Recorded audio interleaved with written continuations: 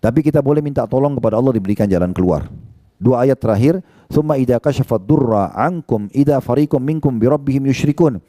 Kemudian apabila dia telah menghilangkan kemudaratan itu dari kamu, tiba-tiba sebagian daripada kamu mempersekutukan Tuhannya dengan yang lain. Misalnya ada yang sakit minta doa disembuhkan, tapi setelah sembuh malah menyekutukan Allah. Atau selamat dari semua mara bahaya malah menyekutukan Allah. Selamat dari gempa bumi, bencana, malah kembali kepada kesyirikan. Ayat 55-nya, liyakfuru bima atainahum fatamatta'u fasawfa ta'lamun. Biarlah mereka mengingkari nikmat yang telah kami berikan kepada mereka, maka bersenang-senanglah kamu, kelak kamu akan mengetahui.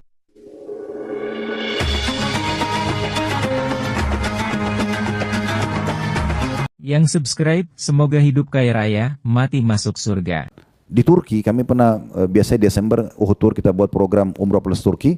Salah satu informasi yang disampaikan oleh teman-teman tour leader di sana, ada beberapa wilayah di Turki itu umurnya orang rata-rata di atas 100 tahun.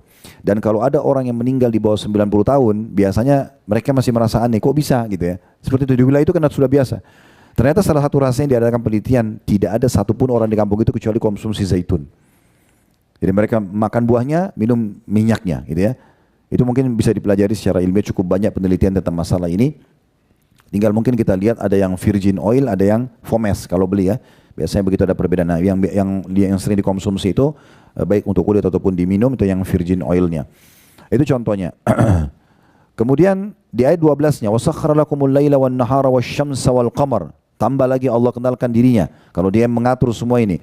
Wan nujumu musakhkharatum bi amri inna fi dzalika laayatin liqaumin yaqilun.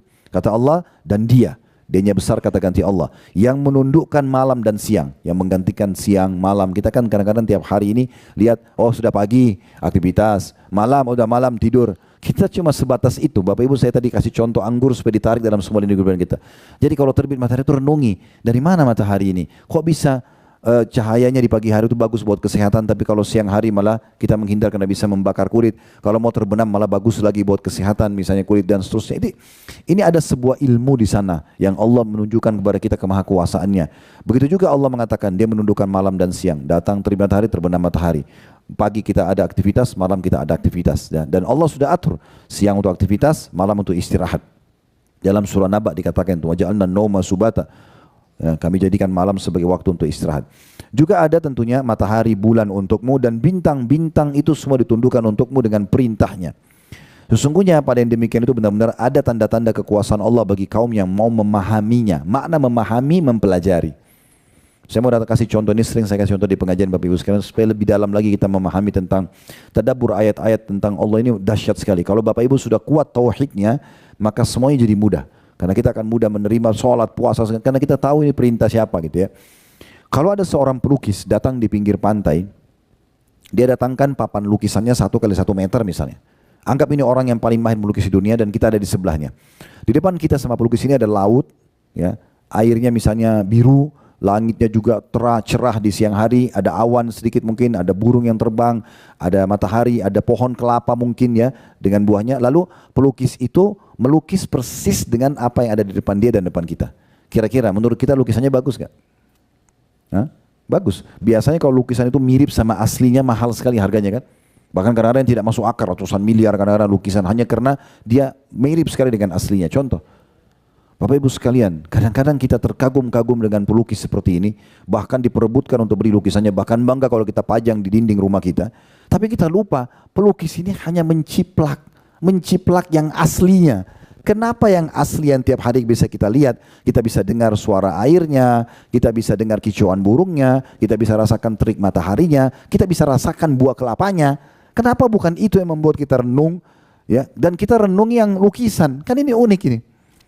Makanya kita harus tadabbur sini teman-teman. Allah mengatakan itu semua ada tanda-tanda kebesaran bagi orang yang mau memahaminya. Direnungi semua. Sebelum makan, sebelum minum, sebelum tidur, semua dijadikan bahan tadabbur, merenung. Oh ternyata ini ada penciptanya loh. Gak semua begini saya terjadi gitu kan. Nah ini manfaatnya untuk supaya tambah keimanan dalam hati. Karena kalau sudah ada iman dengan Allah Bapak Ibu sekalian, semua bisa berubah. Orang bodoh jadi pintar, penakut jadi pemberani, orang pelit jadi dermawan, orang penjahat jadi baik. Berubah semua karena keimanan itu. Kemudian ayat 13-nya, Allah pindah sekarang ke ya ciptaan-ciptaan yang lain. Wa ma dzara'a lakum fil ardi mukhtalifan alwanuhu inna fi dzalika laayatan liqaumin yadhakkarun. Dan dia juga menundukkan pula apa yang dia ciptakan untuk kamu di bumi ini dengan berlain-lain macamnya, buah-buahan, sayur-sayuran, hewan-hewan. Sesungguhnya pada demikian itu benar-benar terdapat tanda kekuasaan Allah bagi kaum yang mau mengambil pelajaran. Kadang-kadang kita kalau dekat dengan kucing, kucing datang mendekat, kucing ini siapa yang ciptakan? Kenapa dia bisa dekat dengan manusia? Kita bisa mengelusnya, kita bisa mengajak main. Itu keajaiban luar biasa. Kalau kita lihat matanya, kita lihat bulunya, ciptaan Allah SWT. Ayam itu sebelum kita makan, Bapak Ibu sekalian renungi, siapa yang ciptakan ayam itu? Kenapa ada? Bukan cuma sekedar, oh ada tamu, saya masakin gulai dan segala macam, selesai. Tapi ini ayam kalau kita renungi, kalau kita lihat bulunya, itu ayam jago itu kan warnanya merah, orange, biru, hijau, indah sekali gitu. Ya itu luar biasa ciptaan-ciptaan Allah SWT yang ada pada hewan-hewan di sekitar kita, banyak sekali yang bisa kita lihat. Jadi coba tadabbur di situ, merenungi tentang keberadaan sang pencipta Allah Subhanahu wa taala. Sekarang kita pindah di ayat 14 tentang lautan. Allah pindah lagi ke lautan. Setelah langit, matahari, bintang segala macam diceritakan tadi, pergantian siang malam, air hujan yang turun, ya kemudian hewan-hewan ternak yang ada di sekitar kita. Kemudian Allah sekarang pindah ke lautan. Di ayat 14-nya, wa huwa alladhi sakhkhara al-bahra lita'kulu minhu lahman tariyan wa tastakhriju minhu hilyatan talbasunaha wa taral fulka mawakhira fihi wa litabtagu min fadli wa la'allakum tashkurun. Dan dialah Allah yang telah menundukkan lautan untukmu. Maksudnya kita bisa di atasnya meraung, kita bisa mengambil hasilnya, ya. Dan dijadikan bahan hiburan, bisa dilihat, ya. Biasanya kalau kamar hotel itu kalau view-nya laut atau sungai lebih mahal. Kenapa lebih mahal? Ada pemandangan yang indah di situ. Dan Allah gambarkan kalau Bapak Ibu lihat tentang surga, selalu ayatnya jannatin tajri min tahtihal anhar. Surga di bawahnya mengalir sungai. Kenapa sungai? Kenapa air?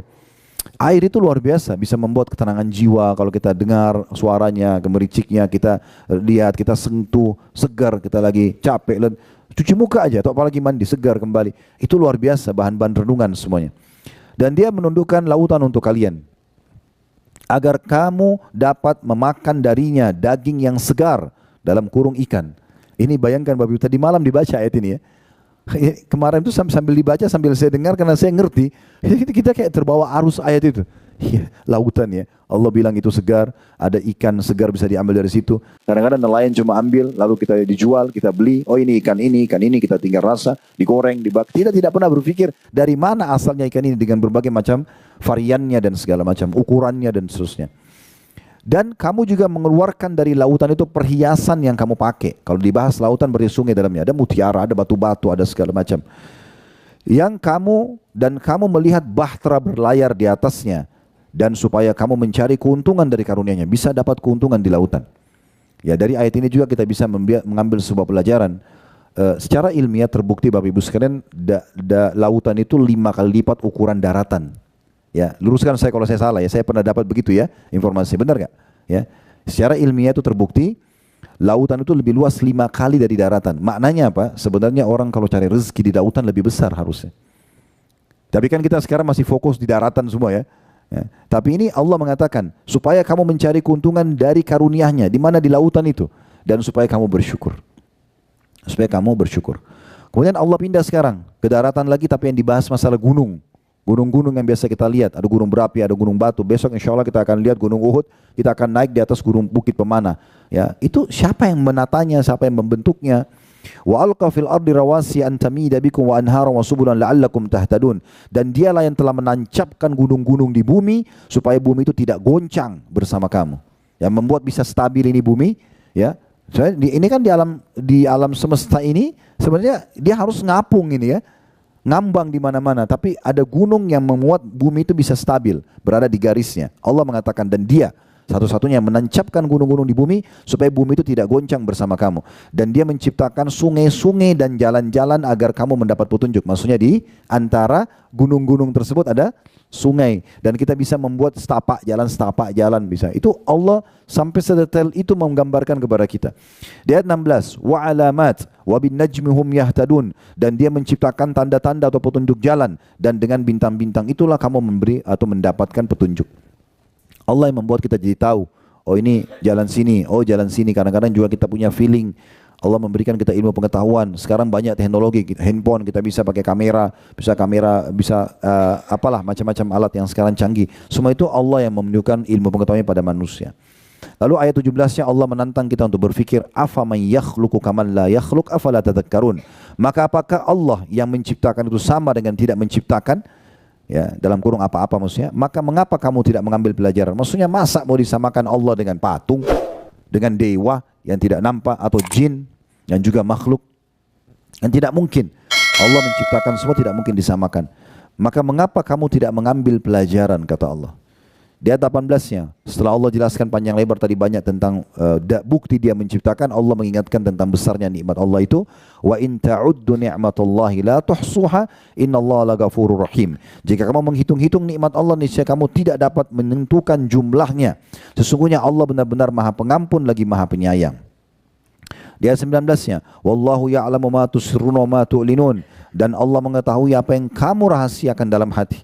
Hanya orang bodoh yang anggap Allah tidak tahu apa yang dia rahasiakan. Berapa banyak kejadian dalam hidup kita, kita anggap kita sudah coba rahasiakan dengan segala macam cara. Allah punya cara membongkar dengan satu kejadian kecil. Dan kita kadang-kadang cuma mengatakan, kok bisa ya? Ya pasti bisa. Orang bodoh kalau anggap itu dia bisa rahasia sama Allah, nggak bisa. Yang baik Allah akan bongkar dengan caranya supaya jadi pelajaran buat orang lain. Yang buruk Allah bongkar supaya dia berhenti dari kesalahannya. Itu hikmah yang luar biasa. Dan Allah mengetahui apa yang kamu rahasiakan dan apa yang kamu nampakkan. Lahirkan itu yang kamu nampakkan. Ayat 20. Walladzina yad'una min dunillahi la yakhluquna syai'an wa hum yukhlaqun. Dan berhala-berhala yang mereka seru selain Allah tidak dapat membuat sesuatu apapun, sedangkan berhala-berhala sendiri itu dibuat oleh orang. Jadi orang-orang yang banyak menyembah patung, ya taruh-taruh patung di rumahnya, atau apalagi pakai jimat, benda-benda kecil dianggap bisa memberikan manfaat dan mudarat. Ini semua di masa jahiliyah, nggak bisa dalam masa Islam. Seorang muslim tidak akan pernah bergantung kecuali kepada Tuhannya Allah subhanahu wa ta'ala.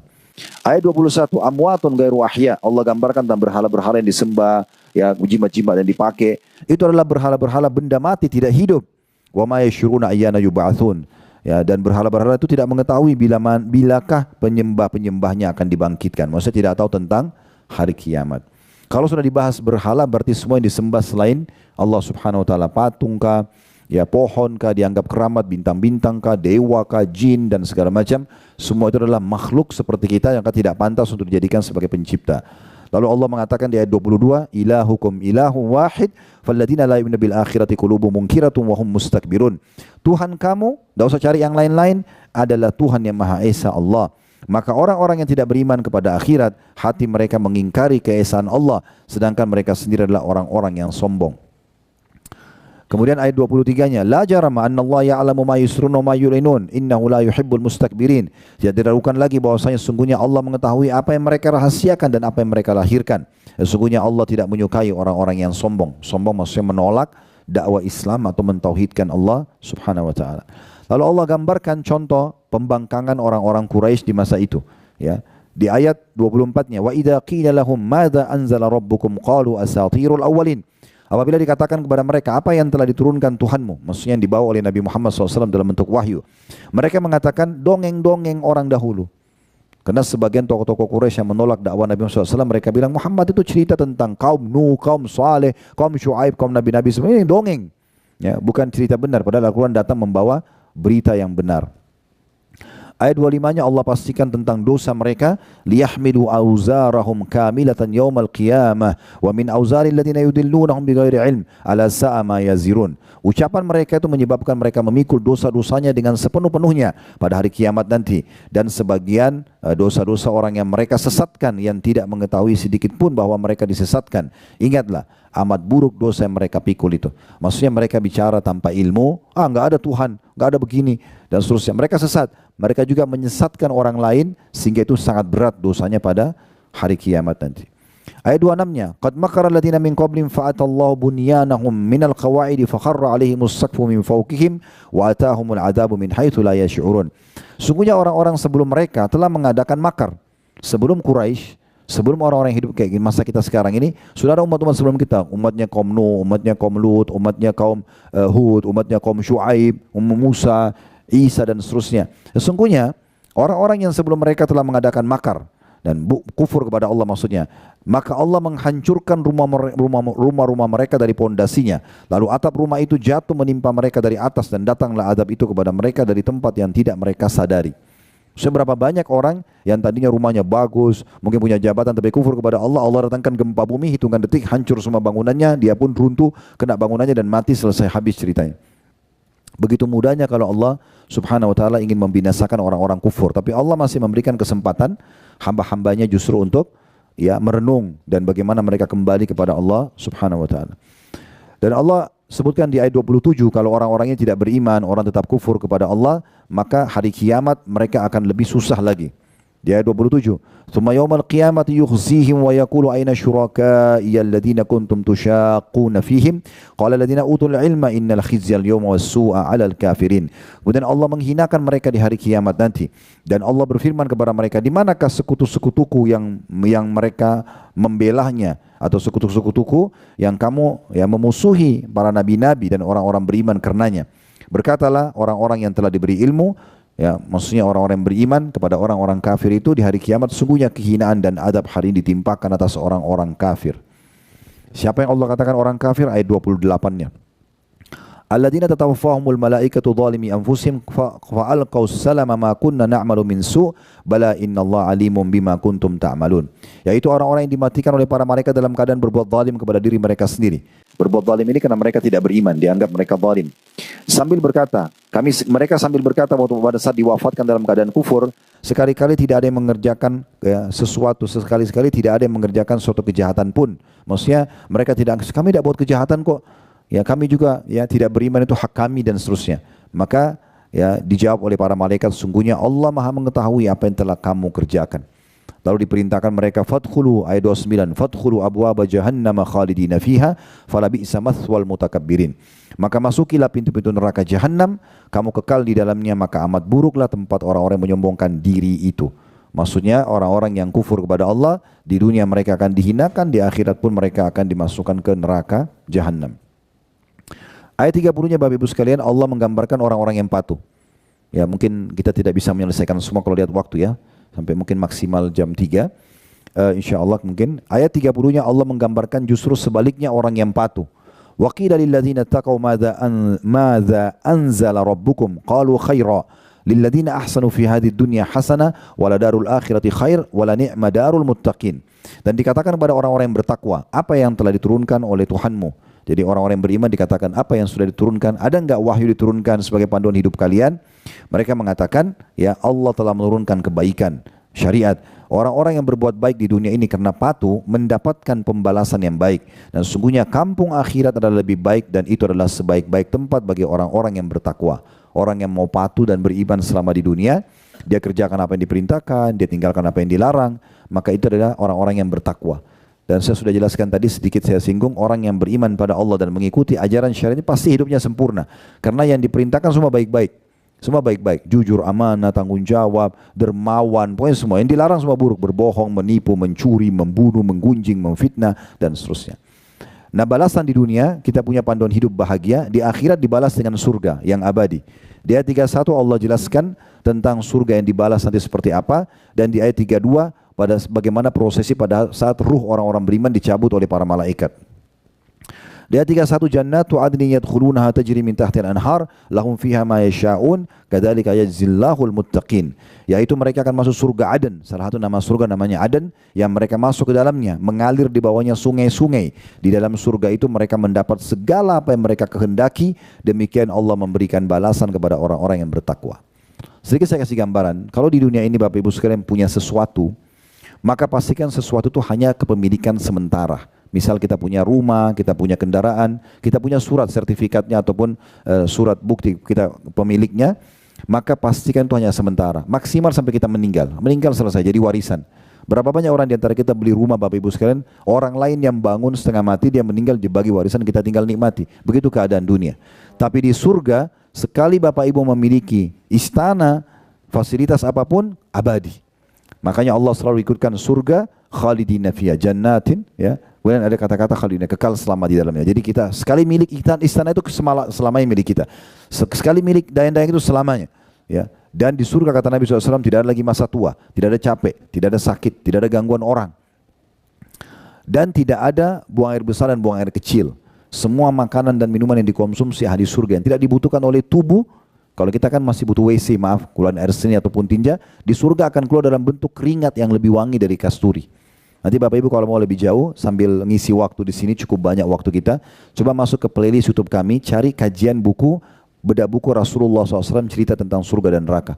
Panjang lebar kami jelaskan 30 bab tentang surga, dari pintu gerbang, kemudian pakaiannya, tanahnya, istanahnya, dayang-dayangnya, makanan minumannya, semua rinci 30 bab, neraka 33 bab. Itu sudah ada semua di playlist YouTube kami, nanti insya Allah Anda bisa lihat. Kemudian di ayat 32 digambarkan bagaimana meninggalnya orang yang patuh. Alladzina tatawaffahumul malaikatu thayyibina yaquluna salamun alaikum udkhulul jannata bima kuntum ta'malun. Orang-orang yang bertakwa dan orang yang beriman ini yaitu orang-orang yang diwafatkan dalam keadaan baik karena mereka beriman oleh para malaikat dengan mengatakan kepada mereka, salamun alaikum, semoga keselamatan tercurahkan untuk kalian. Masuklah kamu ke dalam surga disebabkan apa yang telah kamu kerjakan. Ayat 33-nya, hal yanzuruna illa an ta'tiyahumul malaikatu aw ya'ti amru rabbik kadzalika fa'ala alladziina min qablihim wa ma dzalamahumullahu walakin kanu anfusahum yadhlimun. Tidak ada yang ditunggu-tunggu oleh orang-orang kafir yang terus menolak Islam itu selain dari datangnya para malaikat kepada mereka pada saat mencabut ruh atau datangnya perintah Tuhanmu, maksudnya pembinasaan kayak gempa bumi dan banjir dan seterusnya. Demikianlah telah diperbuat oleh orang-orang kafir sebelum mereka. Mereka kufur maka Allah binasakan dan Allah tidak menganiaya mereka, akan tapi mereka lah yang telah menganiaya diri mereka sendiri. Allah tidak mau hukum mereka, buktinya Allah datangkan para rasul dan nabi, Allah masih kasih kesempatan untuk taubat, tapi karena tidak mau baru Allah binasakan. Fir'aun itu didakwahi oleh Nabi Musa lebih dari 10 tahun, baru Allah tenggelamkan. Bukan spontan langsung ditenggelamkan, tapi berulang-ulang selalu diberikan nasihat, tapi begitu dia nolak baru Allah binasakan. Ayat 34-nya, فَأَصَابَهُمْ سَيِّئَاتُ مَا عَمِلُوا وَحَاقَ بِهِم مَا كَانُوا بِهِ يَسْتَهْزِئُونَ. Maka mereka ditimpa oleh akibat kejahatan perbuatan mereka sendiri karena kufur, dan mereka diliputi oleh adab yang selalu mereka olok-olok. Mana neraka, mana siksa kubur, mana buktinya? Nah, akan datang kepada mereka. Allah tidak datangkan spontanitas. Kenapa? Karena Allah masih kasih kesempatan dulu dia. Jangan dia buru-buru minta siksa. Ya, kenapa enggak minta hidayah dulu gitu ya? Ayat 35-nya. وقال الذين أشركوا لو شاء الله ما عبدنا من دونه من شيء نحن ولا آباؤنا ولا حرمنا من دونه من شيء كذلك فعل الذين من قبلهم فهل على الرسل إلا البلاغ المبين.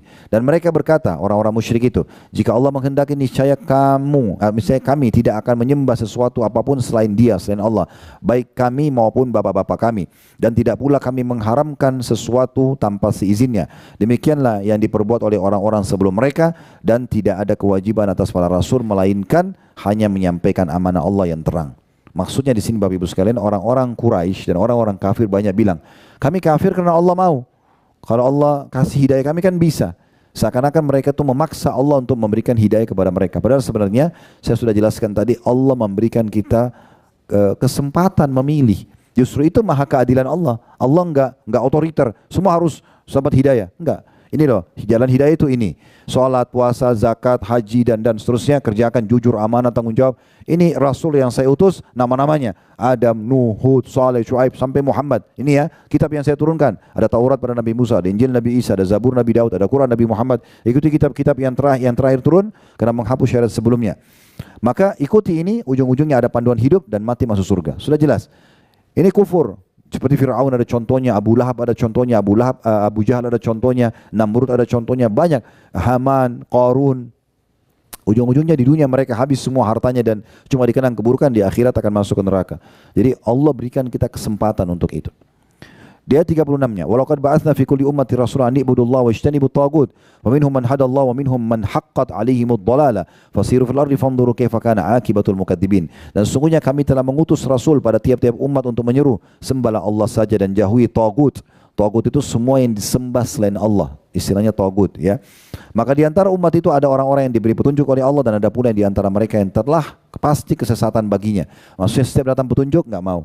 Petunjuk itu gini Bapak Ibu sekalian, contoh ya, kalau anda dengar azan, hayya 'alas shalah, itu semua umumnya orang muslim, pasti Allah kasih sinyal hidayah dalam hatinya. Oh salat, oh itu azan. Tinggal dia mau kerjakan atau tidak. Di sini Allah tidak akan paksa. Kalau tidak salat, malaikat datang cambuk, penggal lehernya, enggak. Salat silakan, berarti dapat pahalanya. Ya dia tidak mau, tidak dipaksakan. Tapi dia tahu akibatnya nanti. Akibatnya adalah dia tidak akan mendapatkan pahala atau malah dia akan dihukum karena tidak melakukan perintah. Ya seperti itulah. Maka berjalanlah kamu di muka bumi, lihat ya, dan perhatikan bagaimana kesudahan orang-orang yang mendustakan Rasul-Rasul.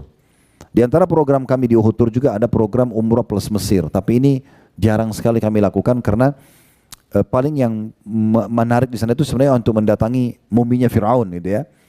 Piramida pun itu sebenarnya cuma kuburan mereka. Jadi mereka makin kaya dulu, mereka banggakan dengan makin besar mereka bisa buat piramida gitu ya. Sehingga kami tidak terlalu fokus. Biasanya kami fokus tuh Aqsa supaya dapat pahala ke Masjid Aqsa. Insya Allah nanti Oktober ada, di akhir Oktober programnya. Dan ada yang Turki untuk mempelajari sejarah gitu kan. Tapi jelas kami pernah bawa jemaah dan masuk ke museum di Kairo itu, di muminya Fir'aun. Begitu saya lewat di sebelahnya sama jemaah tanya, Ustaz, ini Fir'aun itu yang kufur kepada Allah. Saya bilang, iya, ini orang. Ini yang ditenggelamkan oleh Allah SWT. Allah sengaja dalam Al-Quran mengatakan, hari ini kami selamatkan jasadmu hai Fir'aun, agar engkau menjadi tanda-tanda kebesaran kami bagi orang-orang yang datang sesudahmu. Jadi kita bisa lihat, sebenarnya sih tanpa ke Mesir pun kita sudah tahu. Kita bisa searching di Google muminya Fir'aun, kita mau baca sejarahnya, ada dalam Al-Quran, ada dalam artikel banyak, ceramah-ceramah para ustaz dan kiai banyak menjelaskan masalah itu. Kemudian ayat 37-nya Allah SWT menyampaikan kepada Nabi-Nya Muhammad SAW, bagaimanapun kita coba menyampaikan agar orang mau dapat hidayah, itu belum tentu bisa mendapatkan. Karena tergantung bagaimana dia mau atau tidak. Dakwah itu Bapak Ibu sekalian targetnya penyampaian bukan penerimaan. Saya kalau ceramah begini, sejam 2 jam pun saya ceramah, kalau target saya penerimaan, terus Bapak Ibu nggak terima, saya kecewa. Tapi bukan itu targetnya adalah penyampaian.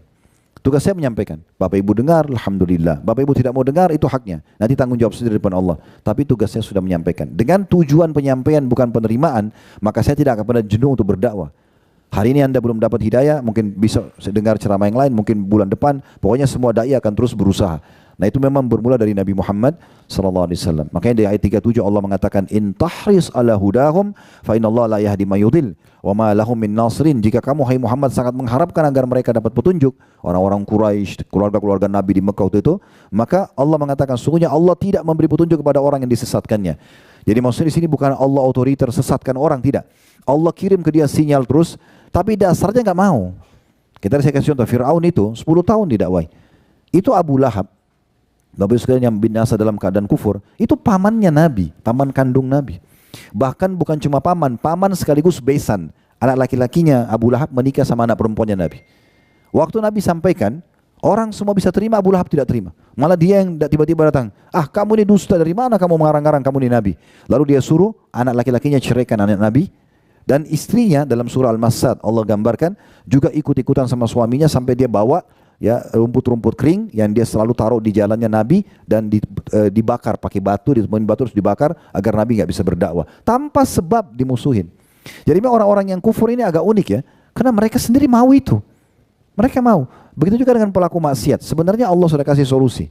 Kita tidak boleh makan babi. Oke, ini babi ya, ini mukanya, ini suaranya, ini namanya dalam bahasa Inggris, bahasa Arab, bahasa Cina, ini loh babi. Jangan dimakan, ini haram ya. Tapi Allah ciptakan tubuh kita butuh protein hewani. Baik, Allah kasih gantinya. Ada sapi, ada kambing, ada ayam, ada kelinci, ada ikan, hewan air. Banyak, ini cuma sebagai ujian, gitu kan. Diuji, beriman nggak, gitu kan.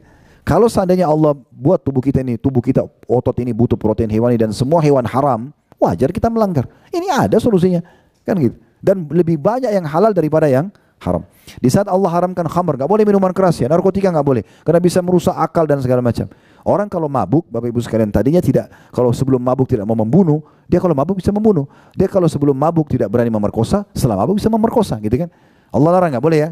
Allah ganti dengan tubuh kita butuh cairan, tapi ini tidak boleh khamr, baik diganti susu, madu, air putih, sirup, banyak yang halal. Kenapa ini?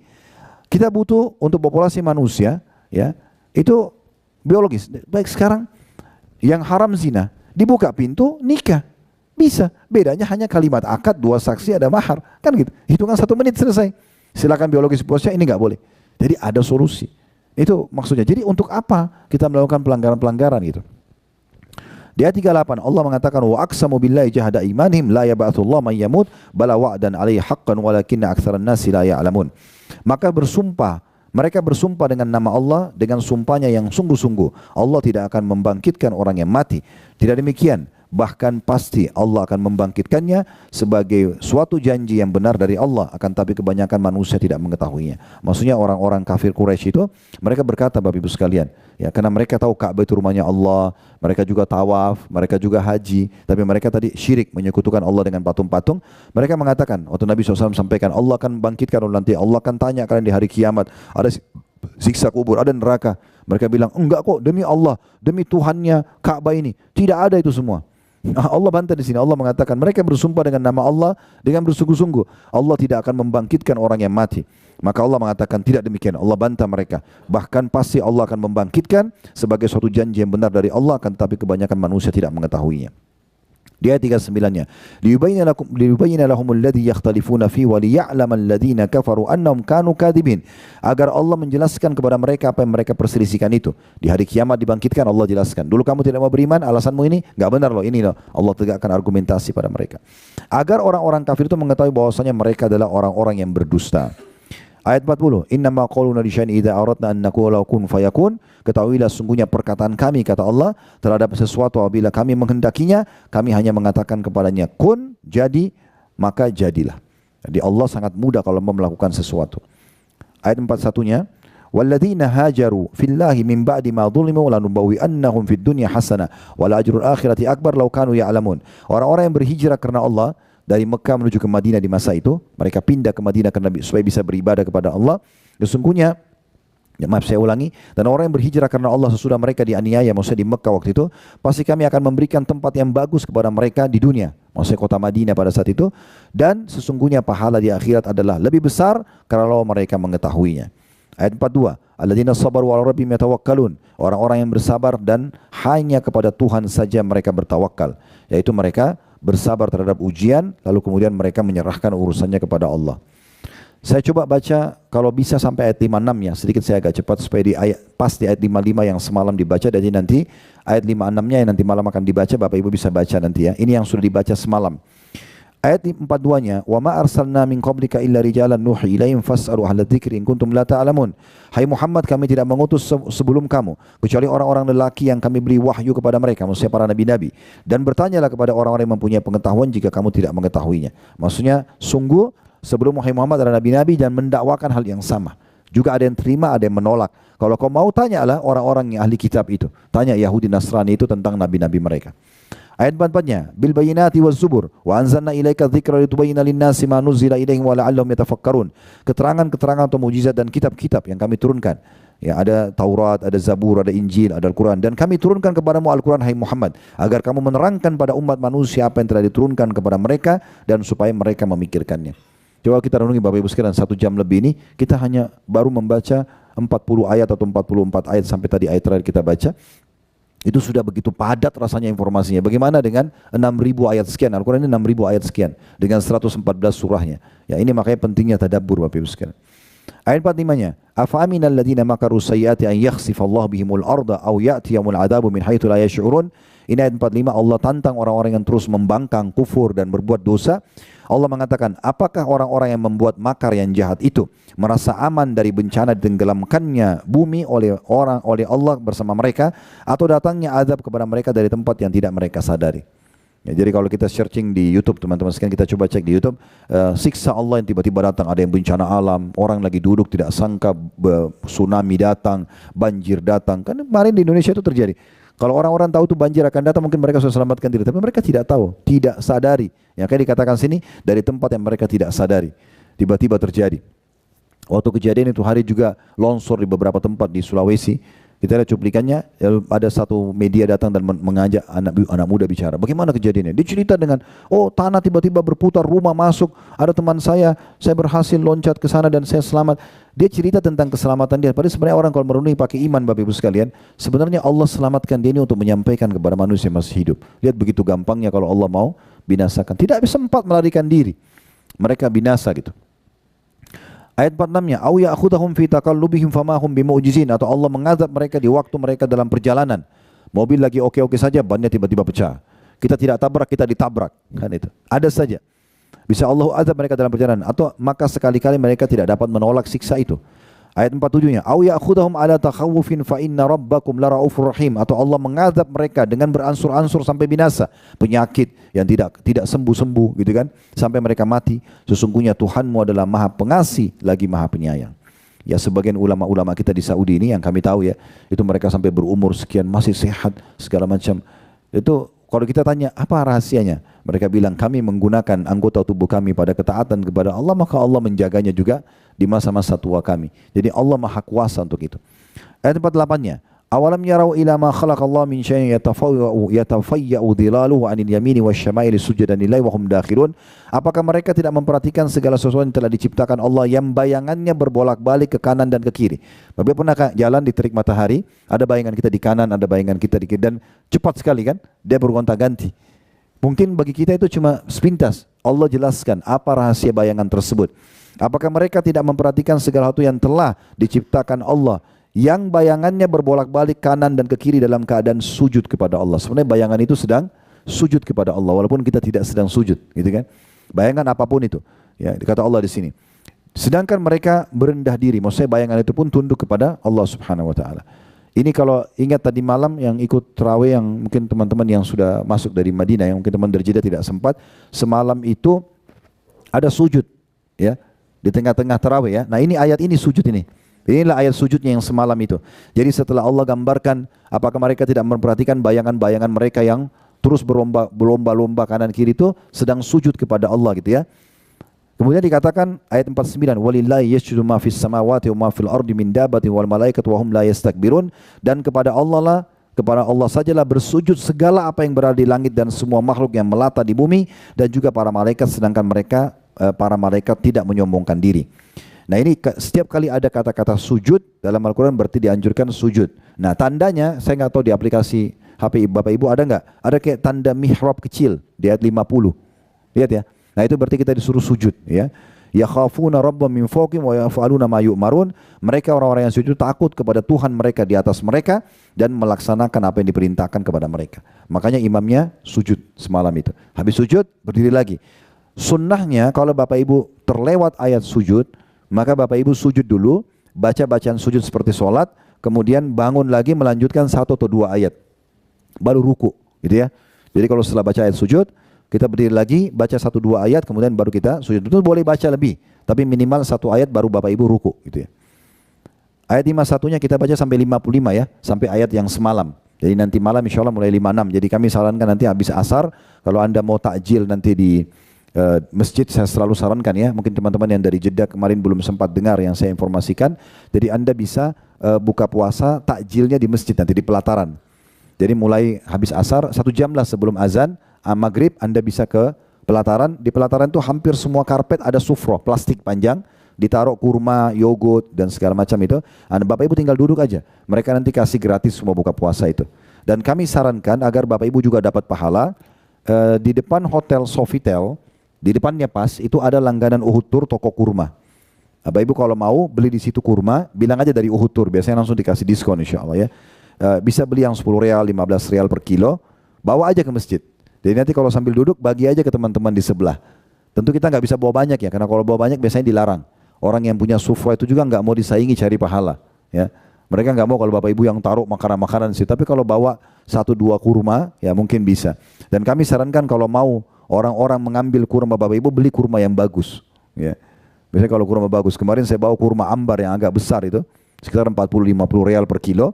Nah itu kalau Bapak Ibu beli, pasti orang mau tuh. Kalau kurmanya sukari lagi sama dibagi masjid, orang tidak mau ambil.